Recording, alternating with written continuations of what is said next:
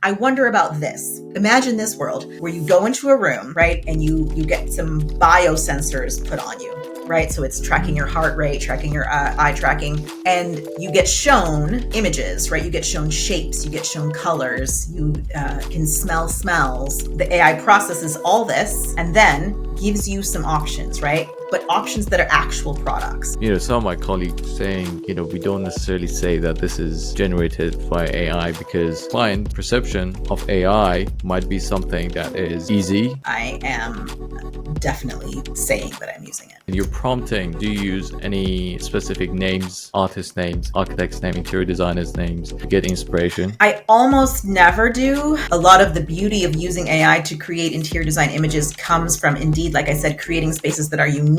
How do you feel if a client comes to you with AI generated images? In effect, if a client is coming to me saying, look at this space, this is my dream space, get me this. I don't think that's a problem. I think that's great. How wonderful they found their dream space. And if they did it using AI, how wonderful that it was personal to them, right? That they typed in words that they thought about in their head. And can you help me get this? Do you think you're going to be a luxury service for those who can afford it? It could eventually turn this way, but I don't think that we're close to that.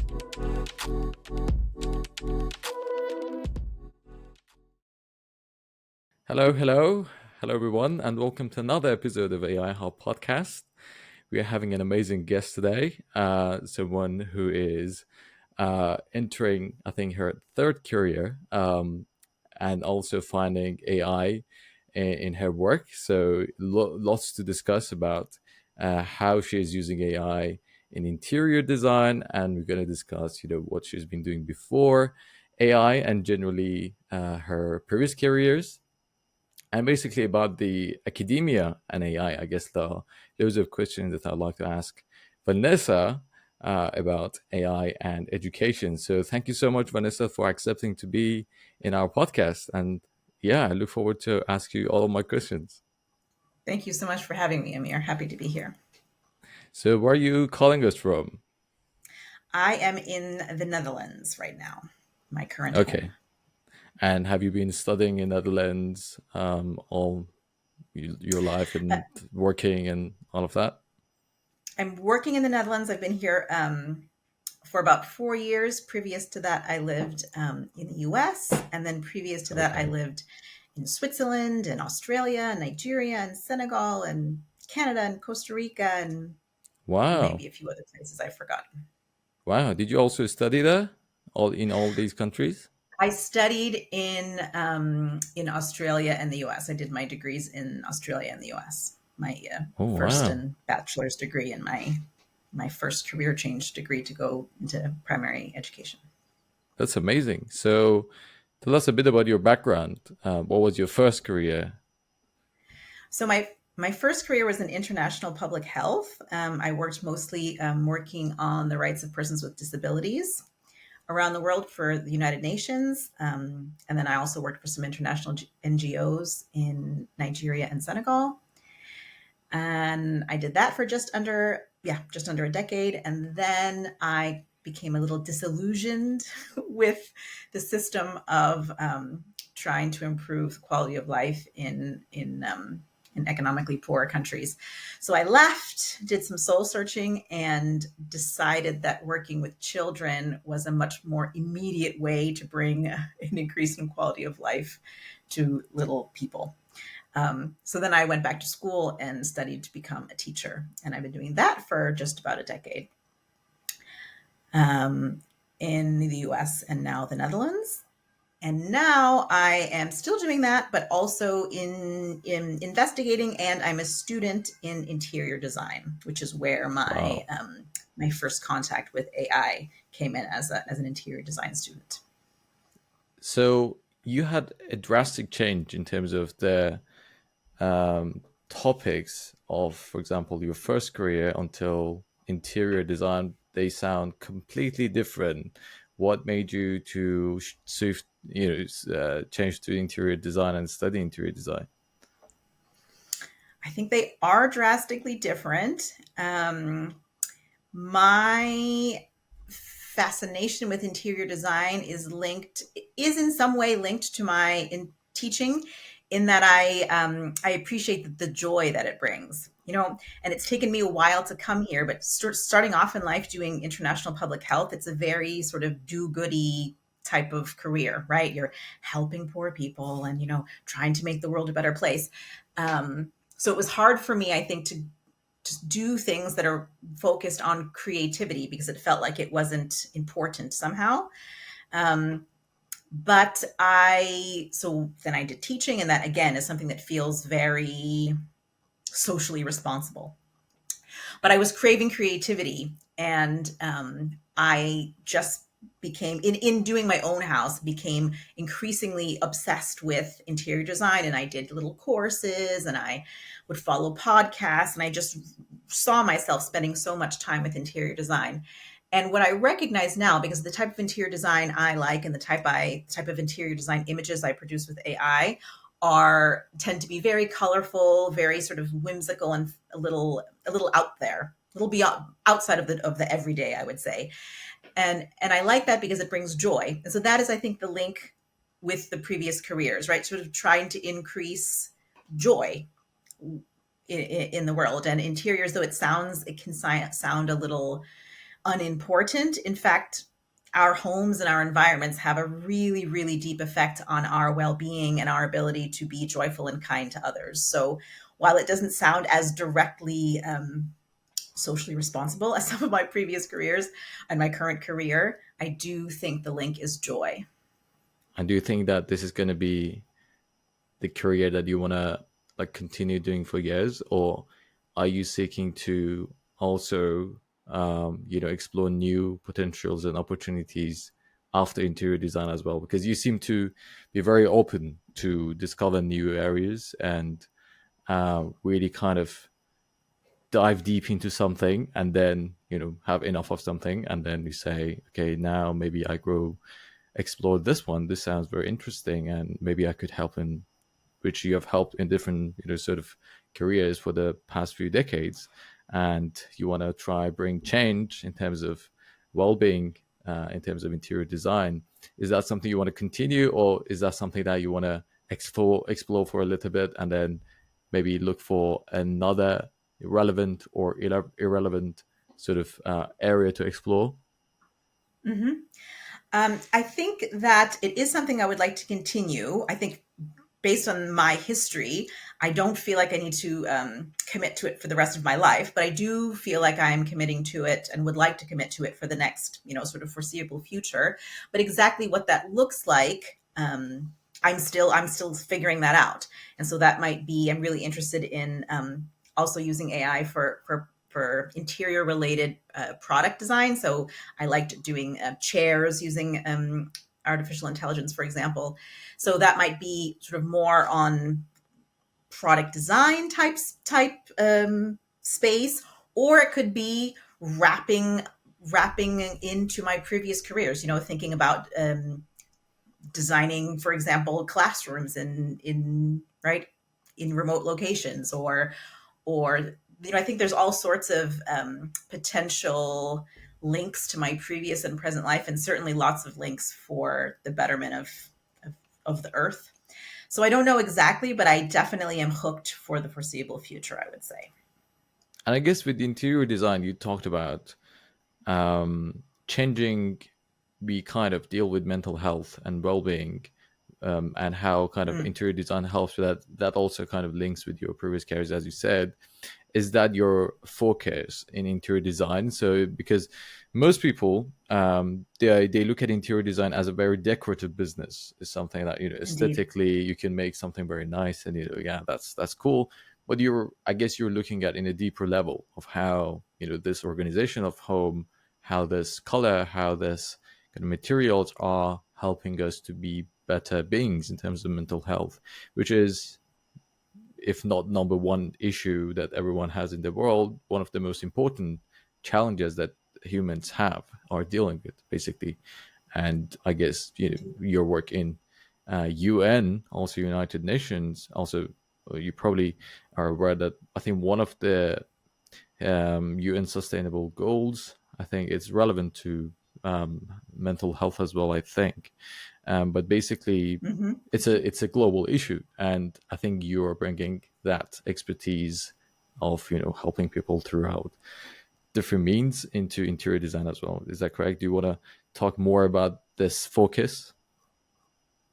Yes, I think, as I said, it was hard for me, and still sometimes a little bit, to come to terms with the fact that I was interested enough in something that seems, like you said, so decorative, and a little bit frivolous sometimes as interior design. But indeed, it is.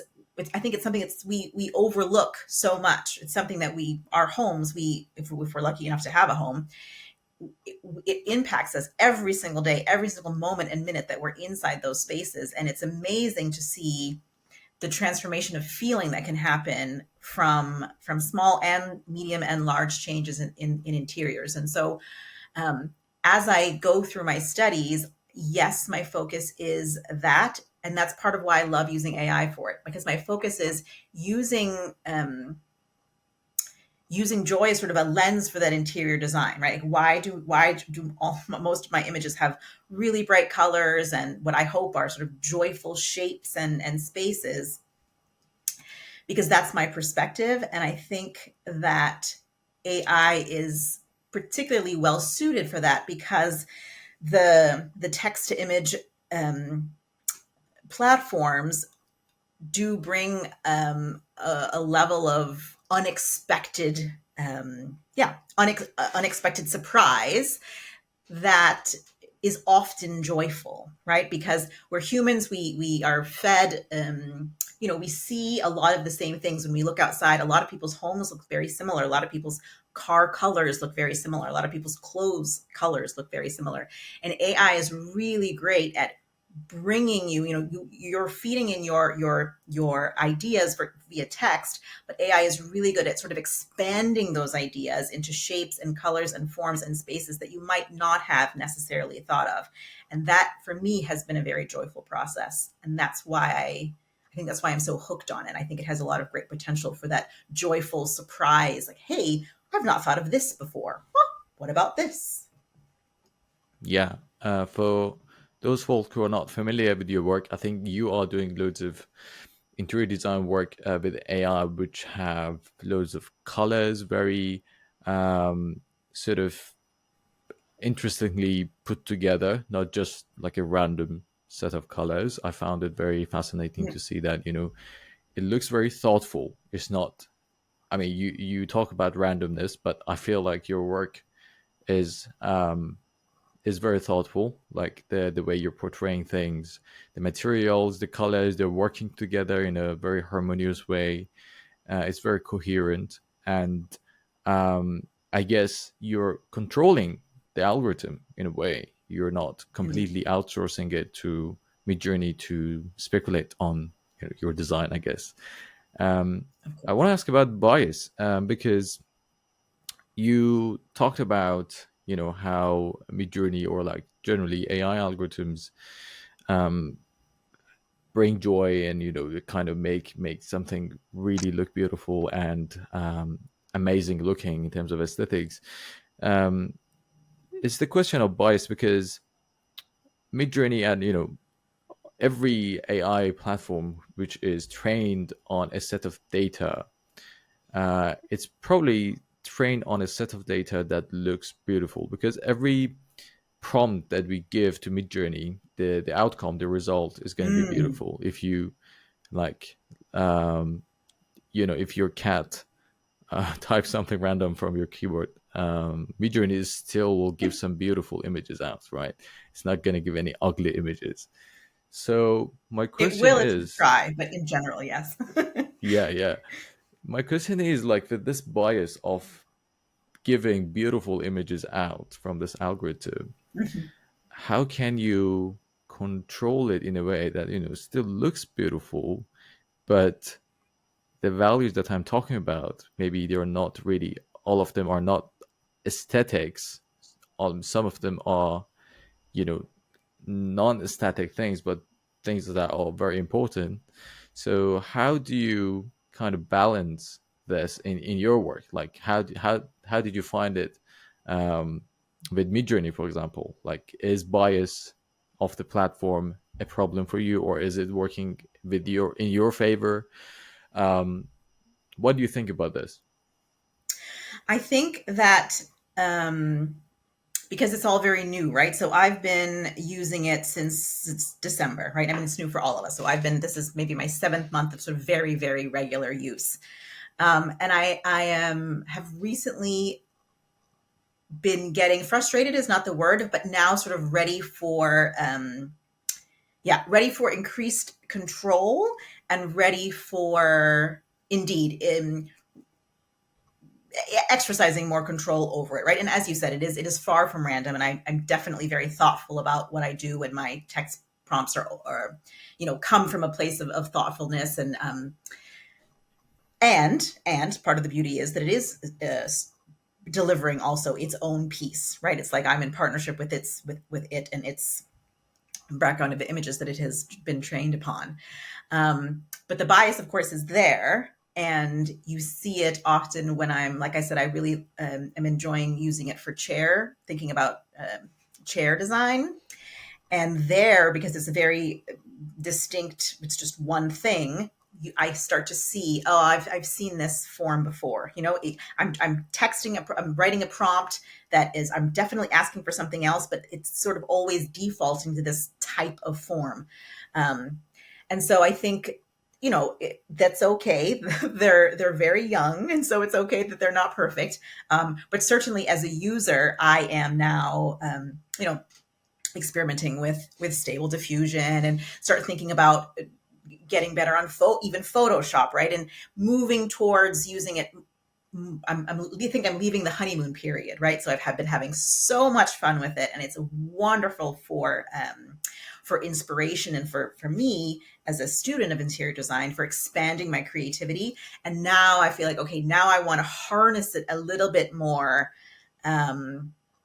so that I am even more in control than I am now, because the bias does exist. I don't think that the fact that the bias is there is bad, but as users, you need to recognize it and then choose your platforms accordingly, and also choose it for the correct step in your workflow, right? So right now, Midjourney, for example, is great for the very early stages of a design workflow, but very much not appropriate for the later, more refined steps when you're actually needing to create something in the 3D world. Yeah, exactly. That's why Photoshop comes very handy in terms of, like, Photoshop generative AI is very handy in terms of making perfect images. When you have something from Midjourney, you can take it to Photoshop, you can finesse it and create that money shot, basically, that you were looking for. Mm-hmm. Probably it's difficult to, get it from Midjourney in the first place. So I want to ask you about, because you talked about, you're feeling, some of the results that sometimes you get from Midjourney. You see the forms, and you see that maybe this form, I've seen it somewhere, like it kind of existed, and I'm kind of, Yeah, maybe I'm repeating something, but I don't want to repeat something. I want to create something from the, scratch, and something new. indeed.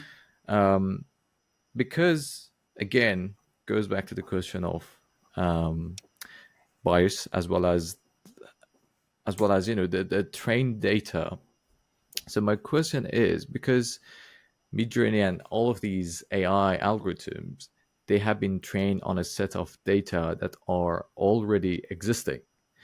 But as Yeah. a designer, how do you introduce nuance? How do you make something that does not exist and maybe could not even exist, um, and we haven't really perceived it? Um, how do you navigate that? I think this is a question, I think, that is not specific to our world now that this um, this technology exists. I think has probably always been an issue for people who are trying to design unique things, right? Like, where is your creativity coming from? Sometimes you don't even know where it's coming from, right? Sometimes, I'm sure this happens to all of us, you think, oh, I've done this really original thing, and then you remember that, oh, actually, that's because I just saw X thing 3 weeks ago, or because I saw X movie, or because I was in X space. So I don't think this is something that is intrinsic to AI. Specifically for interior design, I think it's a little bit less fraught. I think in the space of art, sort of fine art, where AI is copying the artistic styles of a specific artist, this I think is a dicier question. But in terms of interior design, how I, at the moment, I'm trying to introduce my own ideas, is I'm playing off it. So I'm not fighting the fact that sometimes it's giving me surprises. I don't try to pretend those surprises are mine. Some of them are. Some of them I'm very thoughtfully and purposely typing in. And sometimes I'm surprised. I think, oh, well, that's a great idea. Now, what could I do with that idea, right? So how could I then iterate on that idea, in this case, using text in a different way? So I think perhaps because I'm a student of interior design and I don't have, and I'm just now starting to create spaces, I don't think I have the resistance perhaps that people who are existing interior designers or existing artists have, because they're helping to train these things, right? Their images that they put out into the world are helping to train them. So I feel like maybe those of us, I wrote an article the other day about becoming an interior designer as an AI native. I will never know the world of interior design without AI. This is how I start. So I have, I think, a little bit less resistance to that. And I think it's okay that the inspiration comes from there. And where does original inspiration come from? I mean, from the same place that it came for artists from the caveman days, right? From everything we see, from our dreams, from little sparks of ideas, from me being in the classroom with the kids, from the way two flowers look together, because I love the color combinations. And I think in interior design, I feel a little bit, I sort of ethically feel okay, very comfortable with that inspiration coming from other designers. Pinterest has been used for years as a source of inspiration. All that I feel, at least in the world of interior design, I think is very okay. And if your inspiration is coming from a very specific place, if you can name where that inspiration is coming from, I think it's important to name it. I think it's very important to give credit where credit is due. And if you do that, and then with your own brain, for me right now, I do it with text, as I try and make that a unique perspective, my own perspective, then that's also okay. As long as you're crediting, if you know precisely where your inspiration comes from, then I think that's what it means to design in the world, right? There's no new things. So in your prompting, can I ask, do you use any specific names, for example, any artist names, any architect's name, interior designers' names to get inspiration? I almost never do. When I vary, like when I first found out about it and I was first trying it out, then back then I thought, wow, this is crazy. And I would put in my favorite interior designers and see what that came up with. For interior design, you have to be a very famous interior designer in order for Midjourney to even know what that style is. And for me, because a lot of the beauty of using AI to create interior design images comes from, indeed, like I said, creating spaces that are unique. It's not so attractive to me to put in names of other interior designers, because if I wanted their styles, then I would just go on their websites. Right. There's lots and lots of wonderful, brilliant, beautiful spaces already existing on the internet. It's 3D real spaces that have been created by humans. And so I personally don't almost never use people's names. Of course, I'm inspired by all of them, but I really tried to create a space that when I prompt, I usually have an idea in my head already. I have an idea in my head of what I want.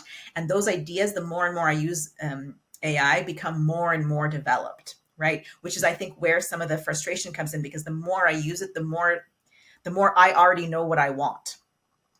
And therefore, the more and more I will tend towards using, Photoshop and SketchUp and tools that give me more control. But as I said, I think for those initial steps in the workflow, in the design workflow, I still think it can be really inspiring and bring some fun surprises. I really like your answer. You said, as you work and as you generate, you start to realize what you want, and you start to design it in your head and really take it to the next level and iterate it. So take it in an iterative process. And I guess that raised the question of effort, right? So because some of my colleagues say that, in manual way of designing, basically you have to sketch, you have to go through 3D model, and take that 3D model into render and then iterate and all of that. So they say that it takes quote unquote time or quote Mm, unquote effort, and where at the end of the process you can take credit because you have done the quote unquote effort. mm, And mm. my view is that because their argument is that basically with AI you do not do much effort in compared to manual process. My Yeah. argument is that exactly what you said.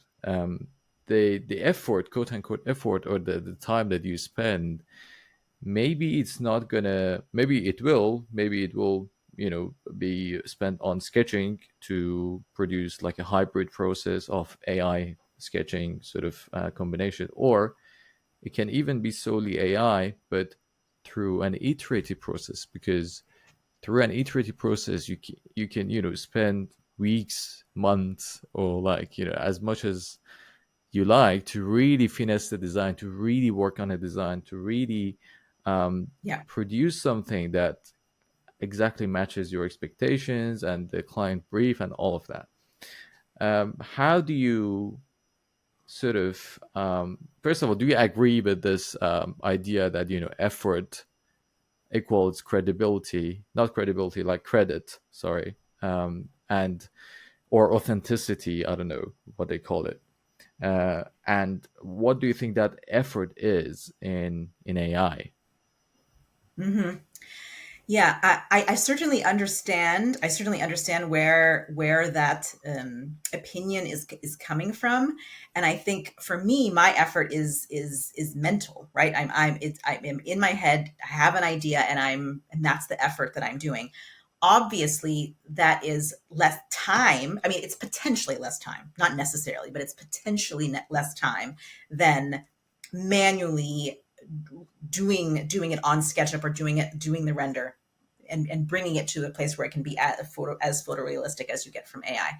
I think that this is simply this tension is is part of the transition that we're going through as a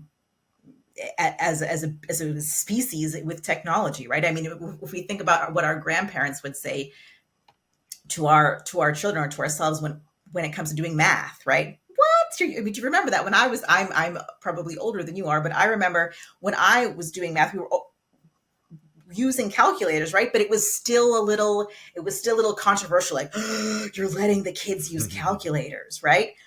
But that's not an argument anymore, right? That's not an argument anymore. So I think it's a little bit the same thing. We're in transition. Of course, it's important to maintain a certain amount of skill. We need to be able to do 5 times 5, right? And particularly for architects, they better be able to build a safe building. And for interior designers, we need to be able to understand how colors go together. We can't just sort of put our hands up and be like, well, give me a great bathroom. So there's a basic amount of skill that needs to be retained. But I do think perhaps that we are living through a little bit of a shift in where that work is coming from, right? Not to say that we're going to let go of all those skills that existing designers have, but indeed, perhaps some of the design's time will be spent in more of a mental process, more of an iteration that starts perhaps several steps later than it used to start. Perhaps the proportion of our time will be shifted a little bit down the design step process as compared to before. And of course, that's an uncomfortable shift, and nobody knows exactly where that's going to land for architects or interior designers or product designers, indeed. But just because it's shifting doesn't mean it's bad. I think it does mean it's uncomfortable, but it doesn't mean it's bad. And hopefully we can take advantage of that. And so that how great, right? How great if we have more time to focus on the conceptual piece. How wonderful if we can have more time to focus on the creative piece. How does this space interact with people? How is it going to function? How is it going to make us feel? That's a good thing. But the transition is uncomfortable. And I don't think it necessarily means that it's less authentic. And I think it will still be a very human led process. Um, but the transition is uncomfortable. And does it take less time to type something and pop something up than it does to do a complete render? Yes, it does. But does it necessarily mean that that's bad? No, it doesn't necessarily mean it's bad. And when I type something in and pop it up, is that the first thing I grab? Of course not, right? It's just the focus and the time is, I think, shifted to different places along the design process than in previous times. Previous times meaning prior to last year. Again, this is coming from many of my colleagues who say, when you were sketching, for example, that time that you're spending on sketching is basically a time that you put to think about your design. Ah, So each kind of movement of pen is yeah. a design decision. So that time that is spent on sketching is really thinking about the actual design and finessing the design and all of that. So are you comparing this part of the process to Mm-hmm, mm-hmm. AI iterative process? Is that something that you see familiarity? I do it in that that's when you are still not completely set on what you may or may not want, right? You start off thinking, oh, this is kind of my idea. And then as you're going, you think, oh, and for me, that might be as I'm trying to figure out what my prompt is going to be. And sometimes it's when I already get an image back and I think, no, no, no, no, no. It's exactly what I typed, but actually I'm thinking something else. Or it gave me this element of surprise that I don't want. And no, no, no, no. So I am comparing those two. Yes. Does it look exactly the same? No, because it's not, right? This is something new, but A it lot of doesn't my mean it's bad. colleagues say, it would have been great if we could study, our degree in the time of AI. And you're certainly doing it now. You're studying your interior design degree in the times that, everything is seem to be changing. And there are loads of discussions about how academia kind of responds to this phenomenon and how kind of it embraces the AI sort of paradigm shift, or it kind of rejects it. What is it going to do? So tell us a bit about your experience of using AI in your student work, in the work that you're doing in uni. Can I also ask which uni are you studying interior design currently? Yep. I'm doing it through a group in the UK called Interior Designers Hub. Oh, Interior okay. Designers Hub. They're great, really lovely. Very much for people like me who are, I mean, anybody, it's for anybody, but it's very much for sort of career changes. So it's a part-time, a part-time, I mean, it can be any kind of commitment, but it can be part-time. And there's many people like me who are thinking about shifting careers. So Interior Designers Hub. Yeah, and how are you finding using AI in your student work? So how I'm using it as a student. So I use it when, for example, recently we were doing a module on color. So there, very sort of basic ideas of the color wheel and the relationship between colors on the color wheel. So as I was studying that, we were asked to give examples of what that might look like. And in previous times, those examples might, for example, be from a sketch or from an image that a student might get from Pinterest or from a favorite interior designer, and then they would credit that designer. So I thought, oh, well, this is great. I can actually create my very own. And so that's what I did. So I went through all these different iterations of color wheel, it's a tertiary color combinations and secondary color combinations, um, and then generated the images of different rooms in different homes with those color combinations. So it can be used very practically for my assignments. And then there are times when it's completely inappropriate to use. For example, when I'm learning to use SketchUp, right? So the more traditional models of creating a render, then I just need to use the SketchUp, and then I'm not using AI for that. Of course, how long will it take for SketchUp to have an AI plugin? Not long, right? So I think I know it's uncomfortable as things move, but I think things are moving quickly, and so I'm seeing that even Photoshop, like you said, right now Photoshop has AI capabilities. So I think it's really important to respect the manual process that people have gone through. I think it's really important to respect the like photoshopped experience that people have gone through, and now it's really important to respect the AI assisted process that people have gone through. Right. I think the important thing is to acknowledge what you're doing, because people are still uncomfortable with, well, where did this image come from? And I think at this stage it's important to say, if you're using AI for an assignment, I always say it. It's important to say it so that people aren't feeling uncomfortable. Like, are you trying to trick me? That's not a real room, right? Or that didn't come from a traditional method of drafting. So when I do use it in my studies, I am definitely saying that I'm using it.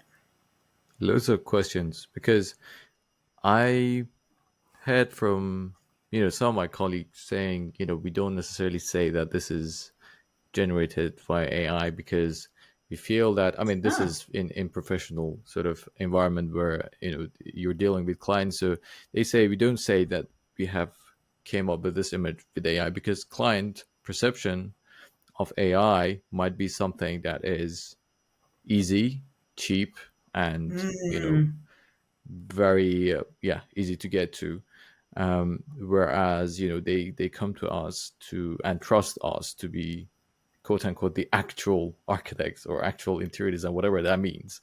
mm-hmm, mm-hmm. Whereas they feel like they can give this to anyone and produce like AI generated image, which is not right. But anyway, it's that. So my question is about because it's important that you say I mentioned that this work was AI. Would you think that in professional career when you're dealing with clients, would you want to talk about where the image comes originally from, or do you think ideas are ideas no matter where they come from? Well, I will respond, but acknowledging that I am a student, right? So I don't want to, I don't know what the experience is of professionals, right? So I totally understand that they're under a different pressures. For me, as a, becoming an interior designer, as I said, as an AI native, for me, I plan to use it as something that's specific to the way I work. And so absolutely, I will say that I use it as a way to help generate creative ideas, to help generate sort of here my this is kind of my horizon of what I can imagine. I feel like AI helps push that horizon, and then by interacting with it, that pushes it farther, and then interacting with more pushes it even farther. So for me, I plan to, and I have talked to people who are asking me for help with their interiors. I bill it as a way to get really fast initial ideas about colors that you may not think would look good together, right? Let's think about some colors that you sort of love, but you can't imagine them together. What might that look like? And I can give you lots and lots of options really quickly. What about the types of furniture, right? Sort of different styles, sort of like an Art Deco style, or something more contemporary, or something more Scandi. And maybe you're curious about that, but you're not really sure about it. I can very quickly use AI to give you lots and lots of different options, and then I'm going to help you as the designer think about your actual 3D human needs, right? How do you want your room to feel?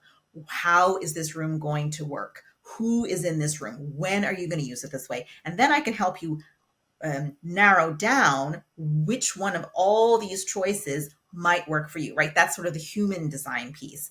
But I plan to use it absolutely as a selling point, right? As something that is a good thing, not a bad thing. But I absolutely understand in this transition. I absolutely understand how some professionals might feel like it reduces their credibility. But my plan is to use it, in quite the opposite way. Do you think the clients would expect you to finish the job much faster than other people when you say that you're using AI? Are you afraid of it or are you embracing No, it? I'm definitely embracing it, and I think I don't think it will, because at least at its current state, right? They're conceptual images. Nothing in the image exists in real life yet, right? I mean, I'm sure that's coming quite soon. But even when we get to the point where the images we're looking at have actual products, once companies use it in that way, there is still the design piece. There's still the interaction. A room is just a room. Interior designers are making rooms for people with lives, with roles in that space and multiple people using that space. And so that's where the human part comes in. And that part is a conversation back and forth, right? So I don't think that it reduces I don't think it necessarily reduces the time, certainly not with the time required with the client. I think what it can do though is increase the level of satisfaction and excitement and joy that the client may have with the space, because what it does do is allow you to give a wider range of options in a way that is time efficient, right? Because if I'm doing the renders, if I'm doing different SketchUps and different renders, photorealistic renders of 20 completely different spaces, but all using the same color combination, but I'm not quite sure what style is going to work well, so I'm going to give them 20 different ones. I can do that in a time efficient manner using AI. I can't do that in a time efficient manner if I'm manually doing it. So I think by offering these choices and then using my design skills to help narrow down those choices and offering them intelligent choices, not 100, but the ones that I feel that may be relevant, I think the chances of delivering a room that the client is really excited about and really speaks to their emotional, mental, and practical needs in a space, I think that is higher. So I think it will help create spaces that people absolutely love and that work really well for them. Because right now it's really time intensive to give people those visuals, and it's hard for people to imagine rooms. It's very hard for people to imagine rooms without seeing them. So I think particularly for interior design architecture, it's really, really helpful and gives people a lot more options that they might love, deeply love, rather than being happy with an option. I have a friend slash colleague who was also in the pod. We haven't still published the episode yet, but Stefano Carsati, he is a trained architect in the UK, but he has recently quitted his job to basically start working on this new venture where he Okay. plays the role of the middleman between the client and the architect, where the client, before going to architecture practice, comes to him and basically explains what they are looking for, and he produces concept images using AI, and then the client goes to architecture Mm, practice with those concept images that he has produced using AI and tell them, can we build something like this? What do you think if client interesting. comes to you with, how do you feel if client comes to you with AI generated images? What is your approach going to be? Because that's not far away, like that's coming. Absolutely, absolutely. I think it's great. I mean, and it, in this scenario, I think it is essentially no different than clients coming with an image that from Pinterest. What's the difference? I mean, of course, there are some nuanced differences, but in effect, if a client is coming to me saying, "Look at this space. This is my dream space. Get get me this." I found it on Pinterest, or I typed it into Midjourney, whatever platform they're using. No, I don't think that's a problem. I think that's great. How wonderful they found their dream space. And if they did it using AI, how wonderful that it was personal to them, right? That they typed in words that they thought about in their head and, can you help me get this? And then the conversation becomes exactly what it would be if the image came from Pinterest or from, their favorite architecture site, or where they were in Dubai and they took a picture of an amazing house and they brought it. Then the image becomes, okay, but, or, and, right? Your house doesn't look like this, right? Or your room is very different dimensions, or the sun is coming from a different angle, or the lot isn't large enough, or we can do this and this is the cost. What is your budget? And so that all the logistical things come into play. And and also, it is beautiful, but does it work for the way you need the building to work? right? Is that going to work for your family? So this little piece here is not going to work for your family. So let's think about how we might change that so that it retains the feeling of and the look that you love, but still works for your family. I think there's a Yeah. lot of talk between the client and the designer when they come from that image. And a beautiful image is beautiful, but it's a very different thing to live with it, right? And that's the role of the designer. Yeah, I'm. By the way, I'm playing devil's advocate here. But I want to make a point Okay. about, all these kind of amazing, scary also changes that we see every day with the AI tools and advances on all of that. Um, you already have seen tools that are very accurate with our kind of dimensions of the images. That, for example, if you give them a kind of clay render of an interior, it would match Mm, the AI image with that interior exactly. Like it would be completely the same dimensions, the same sort of lighting, everything, and it would imagine on top of that image. Um, and it's kind of, to me, I'm not gonna lie, it's kind of scary that I mean, Stefano is doing a great job, but like he's an architect and he has the architectural knowledge and he wants to play this role between the client and the architecture practice where he knows everything about architecture and he can mhm, actually design something that is tangible. I mean, it's something that is not extraordinary and out of budget, something that clients still can afford to do. But my mhm. question is about, who, design agency of you as an interior designer, for example. If someone comes to you with an exact image of their house being designed Mm, in a certain way, and say, you're an interior designer. Can you build us this? What would you say? Like, is there a room for you to even play and negotiate the design and discuss, if these are good for you, these are not good for you? Is your role going to change in the future? Are you going to be someone else who may not? Either you will play someone like a Stefano, who is middleman between client or mm. the construction company, or are you still going to be Yeah, the interior designer? What? So many thoughts, but like I'm thinking out yeah, loud. yeah. I think that it creates perhaps a new role which some interior designers may or may not want to play, right? So for me personally, the piece of interior design that I find fascinating is the color, space, function, the sort of the creative piece, not at all the sort of project management. Let's call the carpenter and make this. So for me, that particular job would be a no. No, thank you. But I can refer you to somebody who's a really great project manager and can get this done.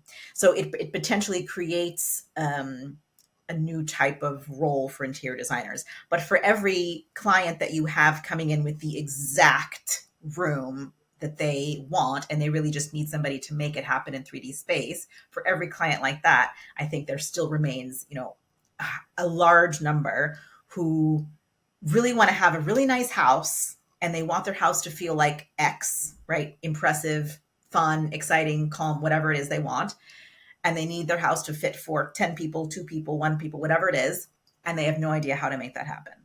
So AI doesn't so all of a sudden make people be able to understand exactly what color they want and what kind of curtains they want and what kind of wallpaper. It doesn't automatically just turn people into designers. So all those clients will still exist, and designers, I think interior designers and architects can choose to use AI to meet those clients' needs or not. And indeed, I think there will be sort of a new category um, of people who have everything they need that they've generated themselves and they need someone to get it done. And that's fine, right? Like that's a new role. You can choose to take that role or not. Yeah. I think I think to expect things to not change at all with this technology, that's not realistic, right? Of course, design, I don't think it's realistic. I think designers and all product design, architects, interior designers, industrial designers, it will shift, right? It will shift, but I don't think it's going to, can be a completely new thing, but maybe there'll be new roles. The design process will be shifted, and there will be some big changes eventually, in some areas, for perhaps. But just like the internet came, and have our lives been completely overhauled in some ways, and in some ways, most of us are still working from 9 to 5, Monday through Friday, and we're just doing a lot of emails.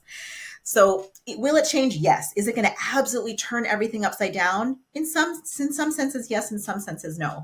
I think one area that I think about, when I first discovered AI, I wrote an article on my Substack about this, and I wonder about this. I wonder about, and this is down the road, right? But let's sort of playing devil's advocate, right? So I wonder about this. Are we going to get to a point, not probably in our lifetime, but imagine this world where you go into a room, right? And you get some biosensors put on you, right? So it's tracking your heart rate, tracking your eye tracking. And this already exists. And you get shown images, right? You get shown shapes, you get shown colors, you can smell smells. And the AI processes all this and then gives you some options, right? But options that are actual products right? Because imagine the AI is then linked into actual products, and then it can show you some options, and then it can read with the scanners, can read your reaction and how much you like this one, how much you like that one, right? So that's a scenario where it kind of really takes out the human designer very much from the process. Are we going to get to that point? Probably someday. Are we going to get to that point anytime soon? Probably not. Will there always be people who say, I want a human to talk to? Yes. Do you think you're going to be a luxury sort of service for those who can afford it? It could eventually turn this way, but I don't think that I don't think we're close to that. And because these are things that everybody needs a home, and everybody has a space, even if this crazy technology where, once it eventually is available, it would be extremely expensive, and most people wouldn't be able to afford that kind of thing, right? So they would still need human designers. It's difficult to say where things are going to go, right? I think to pretend that things aren't going to change, I think is putting our head in the sand. Are things going to change overnight completely? And that hasn't been the way technology has happened to us. Could this become something completely new, and our lives are going to look absolutely different in 10 years? Maybe. What are we called to do in that space, right? Well, we're called to adapt, right? We have to, we try to adapt with it, and we'll see how it goes. Fighting it, I think, it is not productive, but trying to use it responsibly, absolutely. I think we have to I start. like to share. I think we have to start training our own robots, our own version of, our robot versions of ourselves. Our robot versions. Vanessa sort of robot and Amir robot that can be better than us. And there is now AI coaches. Have you seen this? So you can sort of train the AI more on the text side, and you can train like a ChatGPT type of interface to respond as if it were you. Oh wow, that would be handy. I would be business coaches very are happy now with offering this. Yeah. So for a reduced price, so the full price is interacting with the coach, the human coach, but then for a reduced price, you can interact with the AI version of the coach. So things are changing. Absolutely, things are changing. It's our responsibility to try and use it for good, right? For increased joy, for increased kindness, for more people enjoying a better quality of life. And and hopefully we can all be a little bit part of this process. We all have a slightly better quality of life. So our jobs are slightly more interesting, right? Is it bad that we can't do manual, that we don't have to do manual drawings for hours and hours and hours and hours? I mean, that's not necessarily a bad thing. Yeah, I would love to have a robot version of myself doing all of the boring tasks and writing contracts and Exactly, me too. sending to people and chasing people to send me the money that they basically they had to pay me. Exactly. Exactly. uh, Vanessa, thank you so much. Your work is inspiring. You're such a you know great person in talking about your work, and I would just want to it was just lovely to hear your experience and your views. And I wish this was like we had time for another 2-3 hours of conversation, and I could ask you Likewise, so thank many you so different much. questions. uh, but yeah, thank you so much for giving us your time. And if you have anything to say, uh, let everyone know about how they can contact you. But we're gonna put your socials, everything in the description. But let everyone know Okay. where they can contact you if they'd like to contact you. And yeah, if anything else, yeah, go for it. Thank you so much, Amir. I also really enjoyed, but could also keep on talking for hours. And I think it's an exciting time, and I hope to be part of, a group of people who are trying to use it for good and increase joy. Can be found on Instagram at Practically Fabulous. So fabulous as in, wonderful images, but still practical. So Practically Fabulous on Instagram, and on Substack, I write articles about interior design and images I've done using AI, also on practicallyfabulous.substack.com. And I would love to hear from people who are doing similar things and interested in the same types of things. I'd love to learn. Amazing. And thanks everyone for watching or listening to this episode. You can find AI Hub Podcast in your favorite choice of podcast app, Apple Podcasts, Spotify, Castbox, or you can watch the video on YouTube. And the whole purpose of AI Hub Podcast is to talk to creatives and designers like Vanessa who are using AI in their creative work, either in academia or in professional work, or just for research and exploration. I think there is a real value in talking to humans that are working with AI currently, and to really discuss how they see the future and how they feel like the creative industry should change, because I feel creative industry is really old fashioned. So the whole architecture industry, fashion industry, interior design, we have to really change. But it's very fascinating to hear everyone's opinions about how we should change. Thank you again, Vanessa, and we hope you Thank all the you. best with your course and the work that you're going to do after. I'm sure it's going to be great. Thank you so much. Thank you so much. All the best to you as well. Thanks for the opportunity to speak with you today. Vanessa, while using AI in their creative work, either in academia or in professional work, or just for research and exploration. I think there is a real value in talking to humans that are working with AI currently, and to really discuss how they see the future and how they feel like the creative industry should change, because I feel creative industry is really old fashioned. So the whole architecture industry, fashion industry, interior design, we have to really change. But it's very fascinating to hear everyone's opinions about how we should change. Thank you again, Vanessa, and we hope you all Thank the you. best with your course and the work that you're going to do after. I'm sure it's going to be great. Thank you so much. Thank you so much. All the best to you as well. Thanks for the opportunity to speak with you today.